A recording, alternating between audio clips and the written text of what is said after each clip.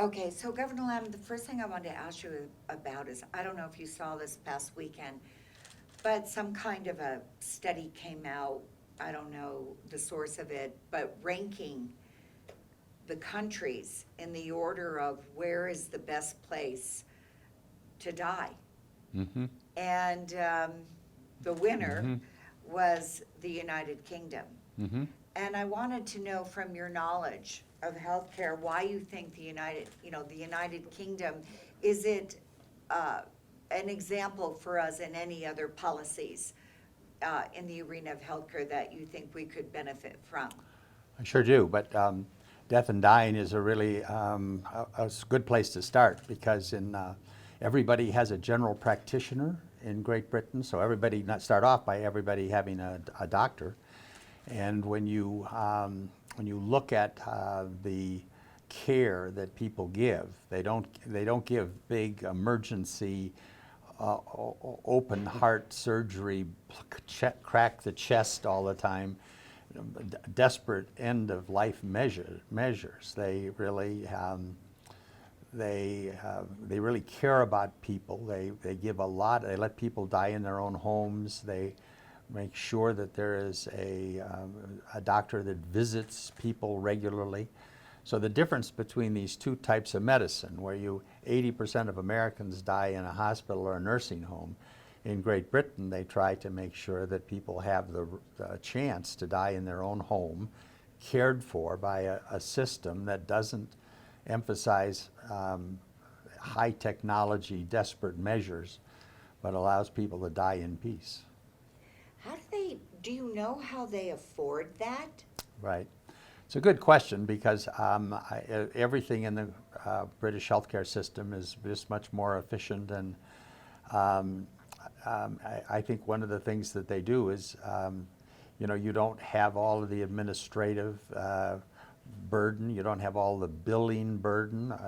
They figured that maybe studies show maybe as much as 30% of healthcare is spent on billing, and you get a second bill and you send it to your insurance company, and all of this rigmarole to get paid. In Great Britain, it's a socialized medicine, but it is less high technology, but it is more caring, and I think you can buy a lot of human caring for what we put into some of our high technology medicine.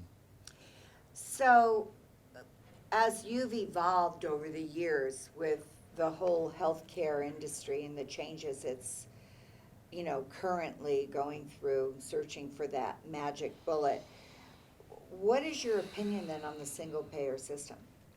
I think the single payer system is a wonderful system. I think that it is a better system than we have. Canada keeps their people every bit as healthy or healthier than we do on 12% of their GDP, where we spend 17.2%. I think that they have a wonderful system. Every healthcare system has problems. Canada's system does have problems, but I think that overall their problems are much more human-centered than our problems. In other words, we spend so much emphasis on, we do things like give chemotherapy to somebody in the last 30 days of their lives, which they would never do in Canada. When you take the profit motive out of medicine, you really, I think, get a more humane system. Well, that really enters the values arena, though. Do you feel that our values as a country are different than Canada's as far as maintaining life goes? Yeah. I don't think it's values on maintaining life. I think our values in terms of, in Canada, they look at the we, not the me. They look at the whole society, and they would find it inexcusable that we would have 30 million people without basic health insurance. So they start off in Canada with the assumption that everybody should be covered with good basic health care. The United States brags that it doesn't ration medicine, which is just BS. We deny more people more health care than any other developed country in the world, and we do it because we leave so many people out of the basic health care insurance system. So I think Canada has the same values in terms of trying to preserve life and try to give people um, an adequate level of health care, but they don't they don't think it's against the law to die in Canada. They allow people without desperate measures, which is what happens too often in the American healthcare system. We sort of torture people on the way out the door. So when you, I'm curious because when you present this view to, like, physicians who take the Hippocratic Oath, do no harm, and what kind of responses do you get when you speak to an audience of physicians about It's changed a lot this over value? It's changed a lot over the years. I mean, I think that most physicians now recognize we can't give the Hippocratic Oath a blank check. The Hippocratic Oath looks at individuals, and you can't build a modern healthcare system an individual at a time. You have to build a system that delivers the maximum health care to the maximum amount of people. But I think that most physicians now realize that costs are a problem, that we're doing too many desperate things at the end of life, that death is part of life and is something to be fought against, but not to bring the full panorama of high technology medicine to give people a few hours or days of extra pain-racked existence. So I think Canada has a much more mature value about life and death. I have just read, I read one interview from you, and it seems like you do mention a lot this difference between the individual being the focus in healthcare and moving toward more of a societal view. So I just kind of wanted to, flesh that out a little bit, like really what does that mean to Right. someone who's reading that? Because I didn't Yeah. really understand it. That's a good question. No, it is, because back in most of healthcare, there wasn't that many things we could do to the human body as it aged. And so you could have a doctor have their entire medical delivery system in a little brown bag. But as healthcare has gotten more expensive and the government role has expanded, so now we spend over 50% of our healthcare is paid for by government, either Medicare, Medicaid, or some state program. So it has become, essentially, you could say we've half socialized medicine, or at least the taxpayers pay for half of the health care. Well, when the taxpayers pay half of something, you have to look at it through different eyes. You have to look at it through the we eyes, not the me eyes. You can't have individuals demanding everything that medical science has invented for every person. It would bankrupt our society. Healthcare is already spending way too much money and not keeping us as healthy. If you really want to see an example of where the millennials could save some money and to help balance the budget and give some other things that they need, roads and schools and things like that, it would be look at the excess in the healthcare system. It is outrageous that we have to spend 17% of our GDP when other countries keep their people every bit as healthy on 9, 10, 11, 12% of their GDP. Or healthier. Yeah. So the ACA, in your opinion, has it, or maybe there's not been enough time, or will it make the changes that you think are needed in our healthcare system in the United States? I do not think it will make changes needed, but it's at least a good, healthy start. I think it's not given enough cost control. It hasn't not given an ability of government to do such things as bargain with the pharmaceutical companies for better prices. It's got lots of improvements, but it is the basis, it is the framework around which we can do a really first-rate healthcare system for America. Where are its weaknesses? Well, I think its main weakness that I know of is in its cost control. Second of all, it's politically vulnerable. Such things as the Cadillac tax, which I think is an important part of the, it's really hard to get American public to recognize that there might be some limits on their health care, and that they can't have everything that medical science has invented for everybody, no nation can do that. The miracles of medicine are too many. It is too expensive. We're going to have to say, look, there's got to be some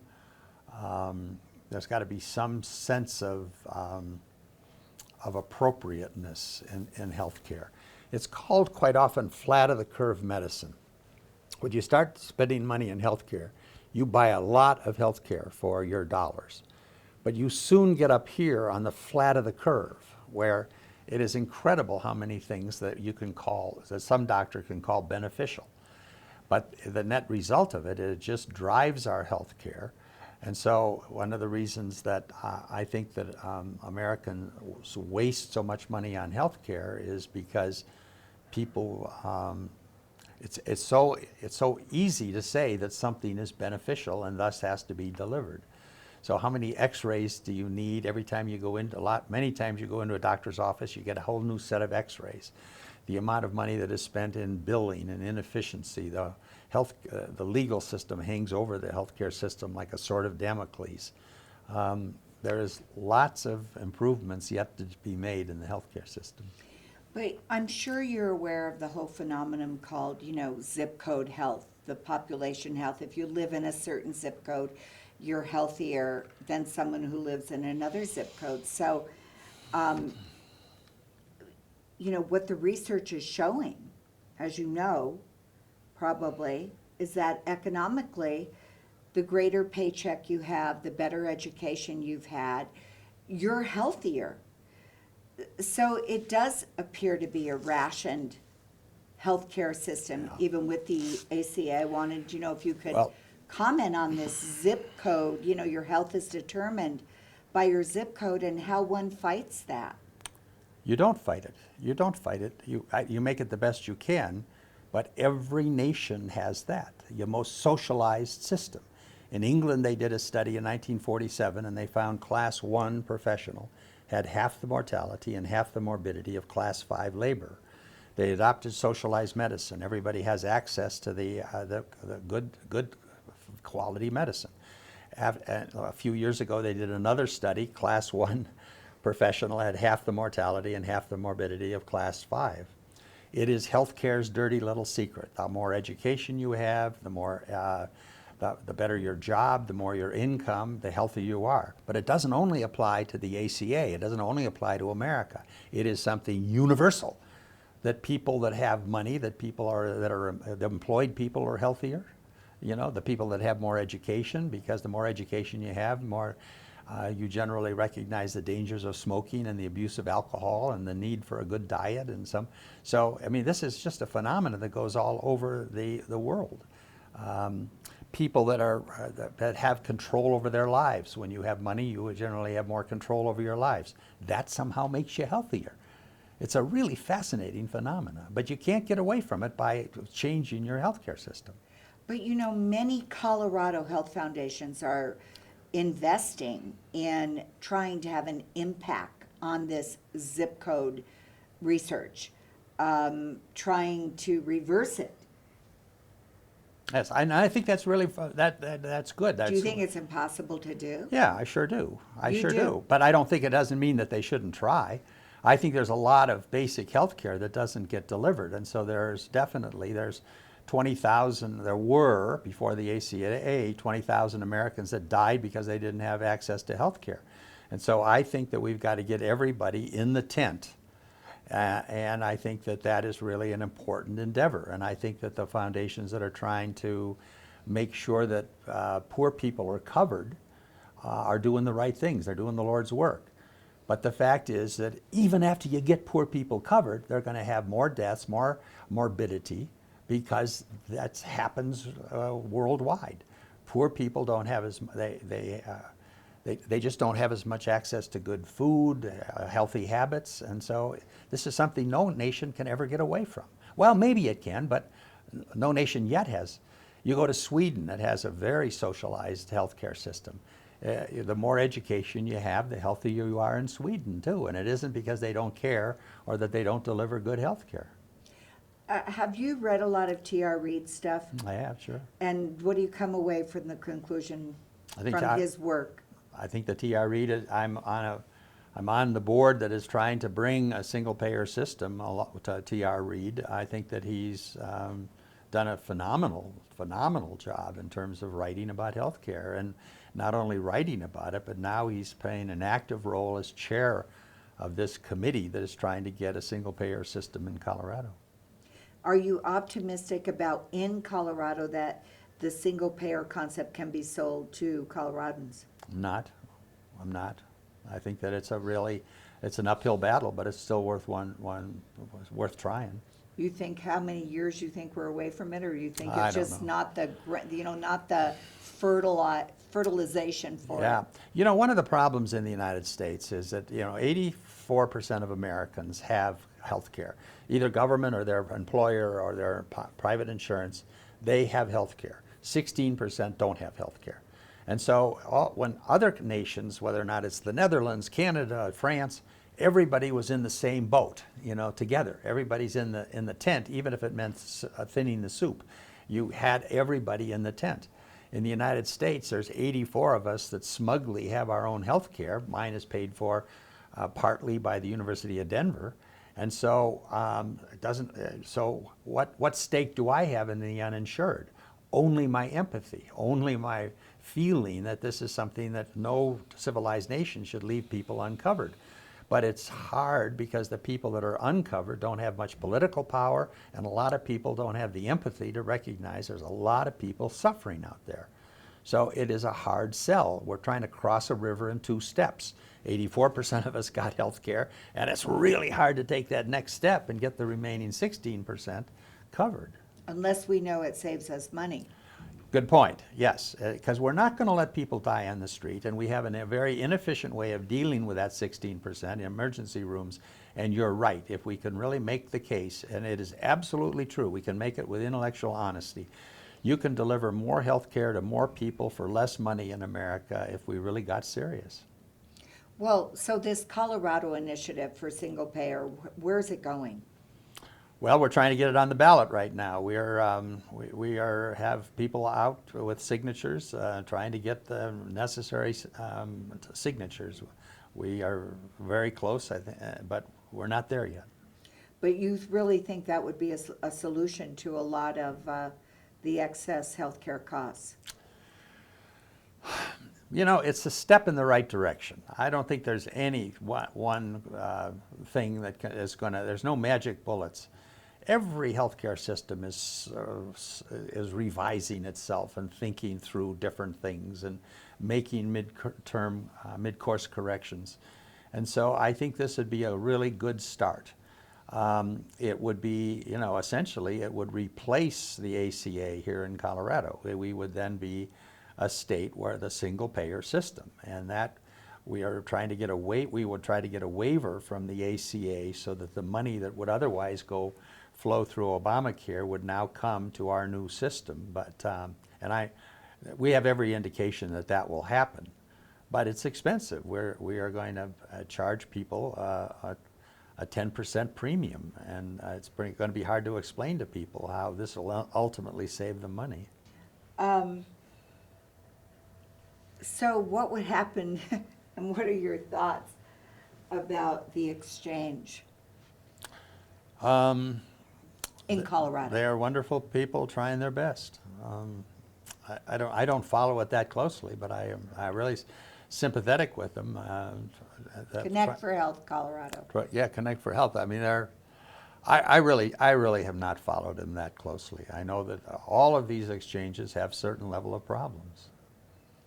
So, what would happen to the insurance companies under the single-payer system? And just in general, do you have a statement about the insurance companies' roles in our healthcare system today? The insurance companies are one of the low-hanging fruit in the healthcare reform. The insurance function provides very little or no real advantage toward healthcare. It is a matter of distributing risk, but a single-payer system will take the profit out of insurance. It will eliminate the need for most health insurance because all of a sudden you have a single fund that is going to pay, and it removes all of that administrative hassle, that maybe 30% of healthcare that is spent on all of these plain mother may I with your insurance company to be able to go see another doctor. A single payer system is much more efficient than the fee-for-service medicine. Well, I hate to, be pessimistic, but I mean, isn't their lobby just frankly too strong for that to ever happen? Well, I mean, all of history's on your side on that statement. I mean, it's going to be, but you got to try. You got to continue to. Now, the problem with America, we spend $2.9 trillion on healthcare. Every dollar spent in healthcare is a dollar of income to somebody. And so we got a lot of rice bowls out there that are going to be broken. And so, sure, it's going to be really tough, but at least we're going to try. They've focused on the providers, but really I think there's something, beyond the providers. You're talking more globally with a wider vision in your system of single payer. Right. The healthcare system does not have much to do with keeping a nation healthy. That's the dirty little secret of healthcare. That when you look at the 30 years of life expectancy that we've increased over the last 100 years, only 5 of those years had anything to do with allopathic medicine. The great enemies of death and disease in this society are the public health people. It's been sanitation and screen windows and soap and all kinds of public health measures. That's been the big enemies of death and disease. Now, a good doctor saved my wife from breast cancer, and she's alive today because of a good doctor and a good hospital. I don't mean to underplay the important role of doctors and hospitals, but it is not the best way to get health for society. If you wanted, if you want to do one thing to improve the health of America, would be to get people to stop smoking. The second thing would be to have people watch their diet better and get a little exercise, and stop abusing alcohol. Those are the real killers in America. When you realize that all of us die, that the question is why do we die before our time? Why do we die when we have our dreams unfulfilled? So many people, why do we die premature deaths?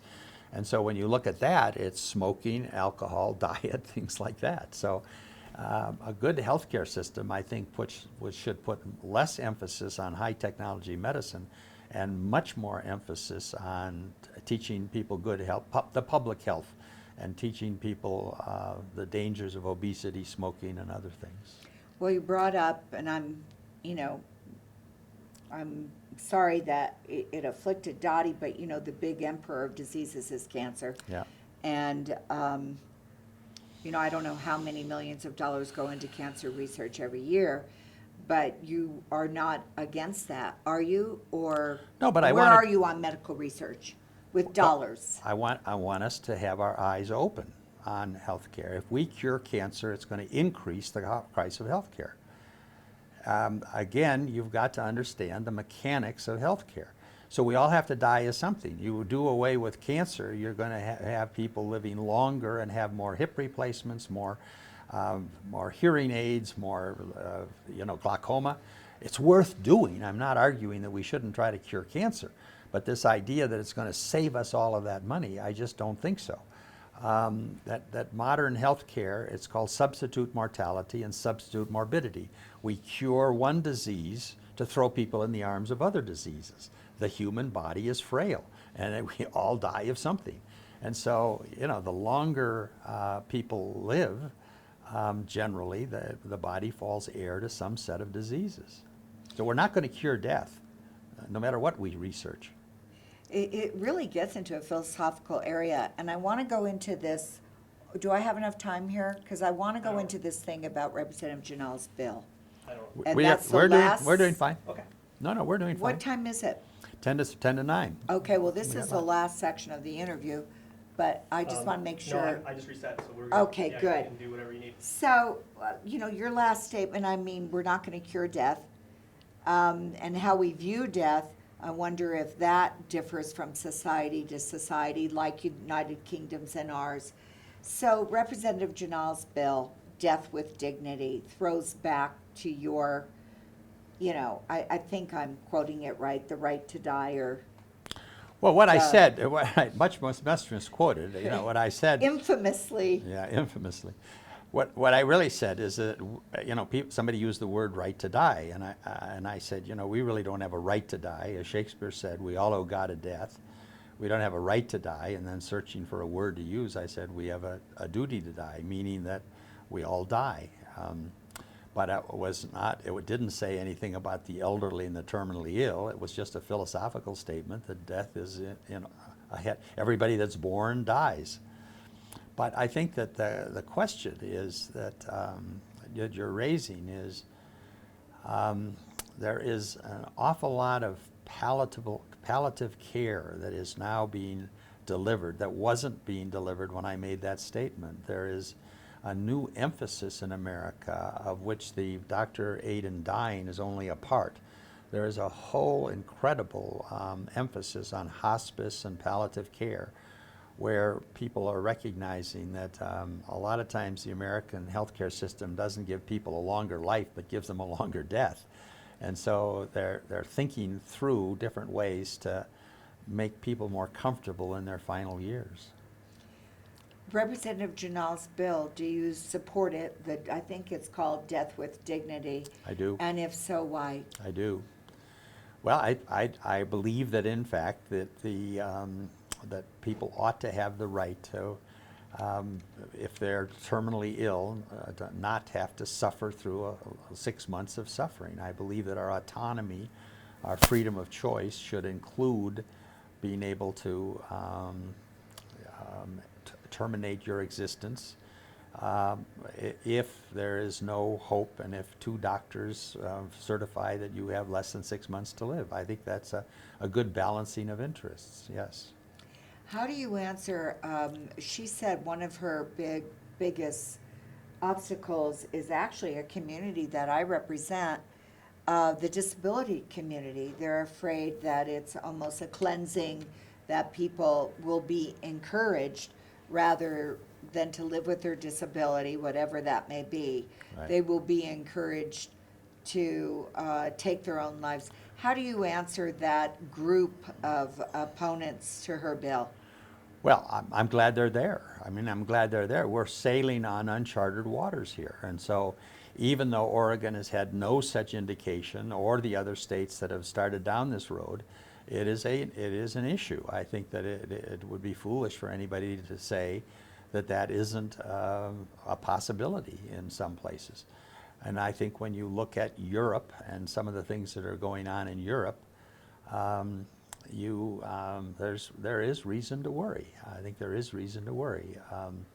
But I don't think that the fact that it might possibly be abused, that's up to us and the disability community to make sure. I think that they have to be constantly, vigilant and monitoring this situation. But I think that because there is a possibility of abuse, doesn't really stop us from doing a whole bunch of things in public policy. You can't not build highways because there's a possibility that drunk people drive on those highways. I mean, you have to look at it in a broader context. And I think that that I want control. I do not want to have to die diapered and demented in the corner of a nursing home in pain when there is something within my conscience that allows me to have physician aid in dying. It's also another value issue. The people on some of them on the other side of the aisle say that you don't have the right to take your own life. So how do you answer them? Well, there is. No, I think that's a religious difference. I mean, this is the same thing comes up in abortion, the same thing comes up in other places. And I think that the fact is that there is a great thing about America is that there's a variety of different religions. We were forged in the freedom of religion, and people should be able to follow their own conscience. I'm not trying to persuade anybody else to try to do physician aid in dying. I think that I want it available, but it's not the kind of thing that you would lobby for the other people. I think that there is a possibility of abuse. I really do. I think that that has to be. I try to approach all these issues with some level of intellectual honesty, and when you have something like this, there is the possibility of abuse. And I think that's all the more need to make sure that we monitor these things closely. And the disabilities community has got a real role in sort of making sure that this doesn't happen. But I think that that is not enough to keep us from doing it, that it might be abused. Does this call back, or, does this relate at all to that original, what some may call controversial statement years ago? Sure, I think Per it bill. does. Yeah, I think it does. I think that it started a whole dialogue on death and dying that was so far beyond any kind of physician aid in dying. It had to do, an awful lot with palliative care and how we die, and to what extent physicians are abusing to make money by giving people chemotherapy in the last 3 days of life. I think there is I just read a wonderful book called Being Mortal.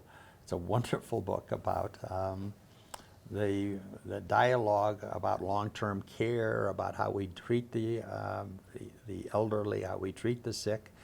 And I think that it is hard for me to see why so much emphasis is made on the possibility of abuse in physician aid in dying when there is so much abuse in just not giving people basic health care. How many women that find a lump in their breast and they have nobody to go to ask, that they have no availability of basic health care, or they have to go sit in an emergency room, which might be an hour from their home? America, I believe, does not have a caring health care system. But it isn't because we're considering physician aid in dying, it's because we don't cover still 20 or 30 million Americans.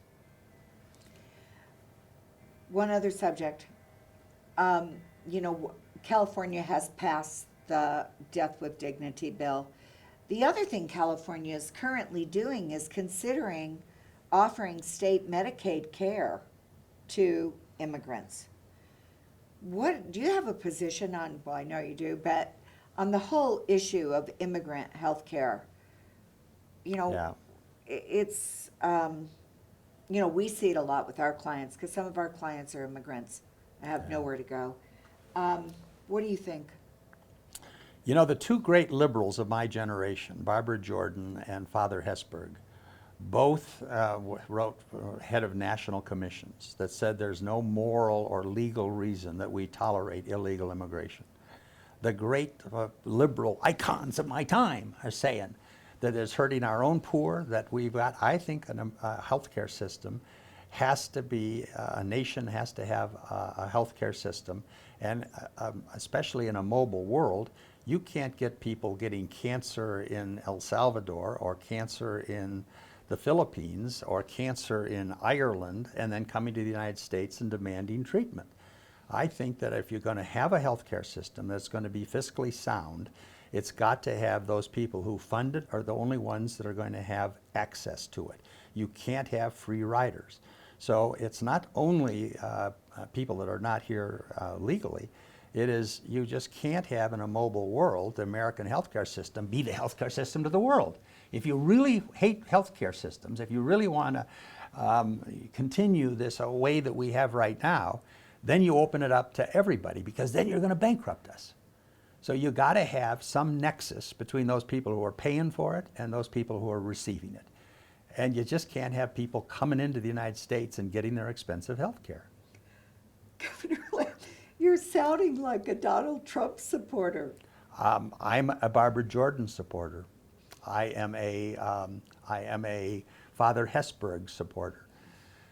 There is, we live in a very mobile world, and if you're going to have a healthcare system, you got to have borders. Liberal programs need borders. You can't have everybody coming to the United States and drawing Social Security. You can't have everybody coming to the United States and growing workman's compensation benefits. A true liberal recognizes that liberal programs need borders. It doesn't mean Donald Trump. It means just common sense. You can't have people coming to the United States and getting endlessly high-tech health care, or just any health care. You have to have you have to have some relationship between people who get these programs and people who pay for them. So So you would be against the California proposal that they're looking at now? I think that you've got to take care of people. I think that the emergency rooms aren't the best way to take it, but I think if you now say all of a sudden that illegal immigrants have access to our healthcare system, get ready for the next new flood of illegal immigrants. I think it would be very unwise. It just will kick off a whole new round of illegal immigration. But you do agree that the burdens on the emergency rooms do increase yours and my costs? We're not going to leave people dying on the street. Yeah, we're not going to leave people dying on the street. But I think that the symbol of the United States saying we're going to give anybody in the world that wants to come here legally or illegally health care is a really bad idea. Well, how would you decrease the costs in emergency rooms under the system today? Well, I would have strong employer sanctions and try to discourage illegal immigration. That's what Barbara Jordan and Father Hesburgh said, is that what about our own poor? Let me tell you the first time I ran into this issue. About 40 or 50 Hispanic Americans came into my office. I was a new governor. They'd just been fired by a local packing plant who turned around and hired a bunch of illegal immigrants. Hell of a deal for the owner of the packing plant. He was paying these guys $8 an hour with some modest health care benefits. He hires illegals for $5 an hour. I have seen how illegal immigrants have come in and taken American jobs. That is, the two national commissions have found the same thing. Now, I know there is out there this liberal orthodoxy that we should take anybody that wants to come here. That is fiscal insanity. We can't be the healthcare system to the world. Do you have more time? Do I have more time on this thing? I have more time. We're good, yes. So, but the question is, how do you, I'll give you an example. So we have one client specifically, who needs kidney dialysis to live. But because of the because of the policy, she has to be emergently near death to get kidney dialysis. So she has to go to the ER to get kidney dialysis. They've done a cost comparison, like the American Renal Association, and her costs of emergent renal dialysis versus if she were to be able to get renal dialysis on a 3-time-a-week regular basis before she was emergently near death is, it's exorbitantly higher, the ER service. So that's just one little example of across the board, the ER service, it spikes our costs. I don't know, I don't know. Or are you saying you have to get back to keeping the borders closed? I can't I'm just trying to react to an understand. individual. I can't react to an individual case like that because I don't know it. I do know that America kills more people through its healthcare system by ignoring people, by not having a universal system. And I think that an important part of a universal system is to have borders. It's just got to have a relationship between those people who pay and those people who receive. Now, the world is filled with sad cases. So you take that, you give me that woman and I can give you 100,000 also very sympathetic people living someplace near the United States, and you could say, well, why don't we take them too? No, that to govern is to choose. And being in government is like sleeping with a blanket that is too short. Your shoulders get cold, you pull up the blanket around your shoulders and your feet get cold. So it is really imperative, if we got a good, caring healthcare system, that we have limits to it, that we have a connection between those that fund and those that receive. So this is kind of an aside.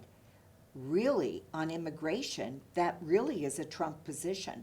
I mean, I'm just saying it really is. He's saying close the borders, kick this, if the Syrians come over, they're going back, the illegals are getting shipped out. That is kind of a supportive statement on your side of a Donald Trump I am supporting philosophy. I'm supporting the two national commissions that have looked at health care, that have looked at immigration in a comprehensive way.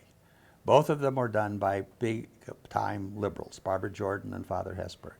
And both of them have come to that conclusion, that for the reason of our own poor, Now, I don't know where I think Donald Trump is coming from a xenophobic position. I do not identify in any way with Donald Trump.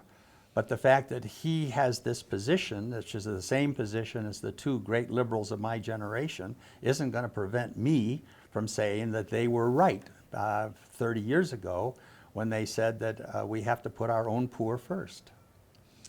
So it's kind of an aside, but it is kind of interesting on the whole immigration policy. But in summary, do you think then that you don't think the ACA was the answer to our problems in the healthcare reform arena? You think single-payer system is? I think a single-payer system. The ACA was a result of many compromises. I really admire President Obama for getting it through, and the people that did get it through. It is a step in the right direction. It is not the end of the journey. And in conclusion, is there a silver bullet? I think all healthcare systems have problems. All healthcare systems will have to make some tough decisions because the natural ability of healthcare to absorb more and more and more of the GDP. So we've got kids to educate, roads to build. We've got all kinds of other demands on our public fisc. And I think that we stand in a position where healthcare is sort of like an economic tumor. It keeps growing and growing and growing up until the last 4 years when it's moderated. But I do not think that we can allow healthcare to eat away every other good social program in America, and that's what I think is possible. These various retirement systems, Medicare and Medicaid, have the potential to do great harm to other important programs that governments should be funding. In Colorado, do you see any light at the end of the tunnel in Colorado? I mean, I'm trying. T.R. Reid and I and a number of other really wonderful concerned people are trying to come up with a proposal that we can debate that would give us in Colorado a universal health care system. We've got some of the same problems, by the way, that we talked about in terms of immigration. I mean, so how much does Colorado taxpayers, are we going to allow anybody that gets cancer in Chicago to come to Colorado to be treated? I mean, to govern is to choose, and we have to look at how you compassionately make decisions on who is covered by whatever system you come up with. Canada has to do the same, and we will if we pass our system here in Colorado. who are some of the local leaders in that? A psychologist named Ivan Miller, Jeannie Nicholson, the former state senator. There's Irene Aguilar, Dr. Irene Aguilar in the Senate, senator and doctor. Some really good people. We're trying. Is there anything else about Colorado policy and healthcare that you want to bring forth? I am really trying to change sort of the idea that the Hippocratic Oath allows a doctor to bill for anything that they think might be beneficial. I think that medical ethics, in certain aspects of medical ethics, are unethical public policy. I'm writing an article about this right now because it drives too much possible spending. We have kids to educate and all kinds of other demands on our taxpayer dollars. We can't allow healthcare to continue to expand and to metastasize all throughout the budget, pushing away other things. So yes, good healthcare is important, but it isn't the only thing we have to do with public dollars. So would that be a limit on doctors on what they could order, or Well, what's no, the tangible, what would that look like? Part of it is coming up with a better delivery system. I think that Dottie and I belong to the Kaiser HMO, and that delivers healthcare very efficiently. I think we have to get rid of fee-for-service medicine. I think that we have to get rid of as much for-profit healthcare. We shouldn't allow the distributors of oxygen and other medical durable equipment to charge what they are charging. I think that there's so many outrageous elements of American healthcare that are wasteful and excessive that it'll take the rest of my children's lifetime before they're all worked out. I think that's, Okay?